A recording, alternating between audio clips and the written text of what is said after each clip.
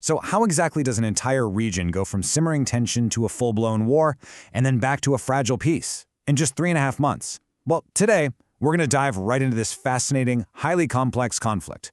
We're breaking down the 2026 Iran war directly from the source data. We're looking at a deeply consequential period here, one that literally reshaped the Middle East. In this explainer, we're going to strip away all the noise. We'll use clear, structured evidence to figure out exactly how this thing ignited, how it was fought, and ultimately, how it came to a halt. To make this massive conflict digestible, we're going to walk through it chronologically in 5 quick chapters.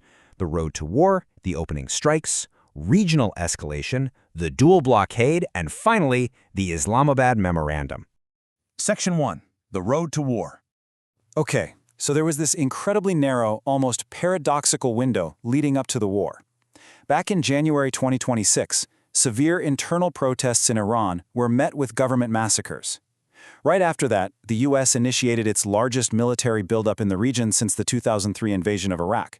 But here's what makes this sequence so crazy. At the exact same time, in late February, indirect nuclear negotiations were actually happening in Oman. I mean, they were literally trying to work out technical issues right up until February 28th. That's the day the first shots were actually fired. The crucial thing to understand here is just how completely opposed the stated objectives of the major players were just moments before those first strikes. The US and Israel, they aimed to prevent Iran from obtaining nuclear capabilities, target their leadership, and ultimately achieve regime change. Now, on the flip side, Iran's stated goals were to defend its national sovereignty, resist what it saw as foreign aggression, and completely expel American and Israeli influence from the region. Looking at this objectively, these binary, totally incompatible goals pretty much made a clash inevitable. Section 2. The opening strikes. Now, the sheer scale of the initial US and Israeli aerial assault was just staggering. We are talking about 500 distinct military targets hit in a single 24-hour period. Just imagine the logistical coordination you need for something like that. This actually went down on record as the largest combat sortie in the entire history of the Israeli Air Force. It was this massive, highly coordinated preemptive campaign, specifically designed to blind and paralyze Iranian defenses instantly. As you can see, the strikes were systematically categorized to simultaneously cripple 3 things: leadership, military defense, and nuclear infrastructure. The attackers actually used immense strategic deception to make sure Iranian officials felt a strike wasn't imminent. Because of that, they managed to hit the Presidential Palace District and the Supreme National Security Council headquarters while officials were literally still gathered inside. And at the exact same time, IRGC bases and vital nuclear infrastructure like the Natanz facility were getting heavily bombarded. So the impact of these opening strikes was absolutely severe. They eliminated top-tier Iranian leadership on the very first day. We're talking about the assassination of Supreme Leader Ali Khamenei in an Israeli air attack which immediately shifted the entire geopolitical landscape. And it wasn't just him. The Iranian defense minister, the head of IRGC intelligence, and the secretary of the Supreme National Security Council were all killed in those very early stages of the war. Of course, we also have to look objectively at the human cost here. Early estimates from the human rights activists in Iran organization documented over 3,600 war deaths. And as you can tell, that toll was split heavily across both military personnel and civilians. Because these strikes were intensely urban, hitting leadership compounds and military bases that were nested right inside cities, the result was a devastating toll across the board. Section 3. Regional escalation. So how did Iran respond?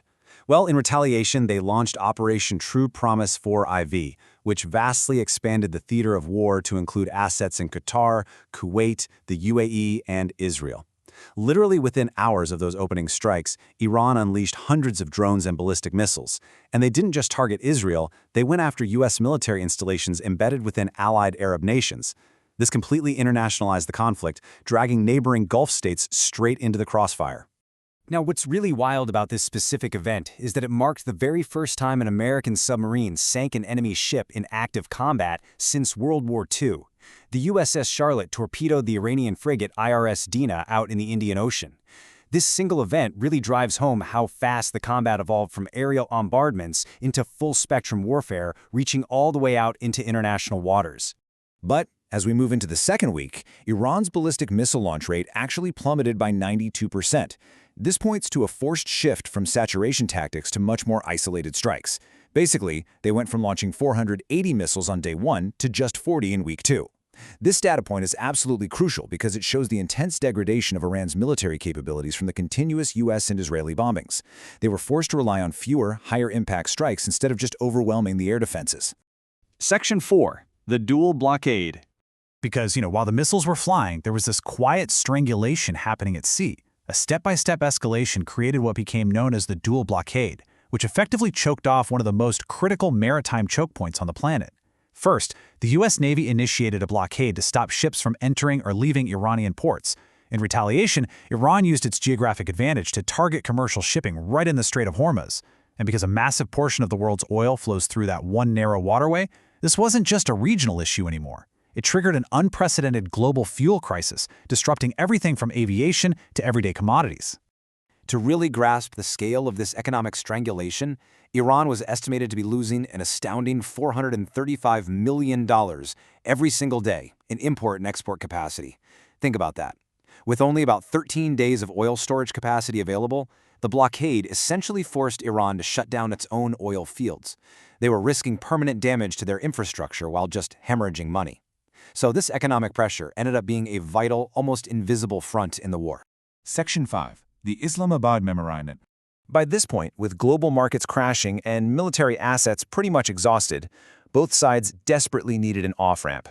So intense behind-the-scenes diplomacy kicked off in Pakistan and Qatar, which ultimately culminated in a signed agreement by June 17th. The US and Iran actually held their highest-level discussions since the 1979 Islamic Revolution, right in Islamabad. It was a rocky process, for sure. There were multiple failed ceasefires, but ultimately the sheer threat of economic catastrophe pushed both sides to formalize a moratorium of understanding at the Palace of Versailles.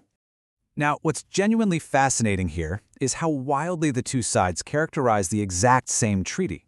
The United States government publicly branded the memorandum as an unconditional surrender by Iran and a major curtailing of its military. But on the flip side, the Iranian government declared the document an enduring record of U.S. failure that successfully defended their national sovereignty.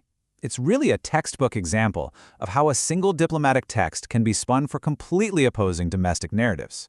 If we look at the perspective of impartial international analysts, many reported that Iran simply surviving the regime change efforts constituted a massive geopolitical shift. For instance, veteran American diplomat Richard Hawes pointed out that because the US and Israel failed to topple the Iranian government, and because Iran retained its drone and missile arsenals, the outcome effectively functioned as a huge strategic victory for Iran. It fundamentally limited future US and Israeli freedom of action in the region. So, what should you really take away from all this? Well, here are the concrete realities left on the ground.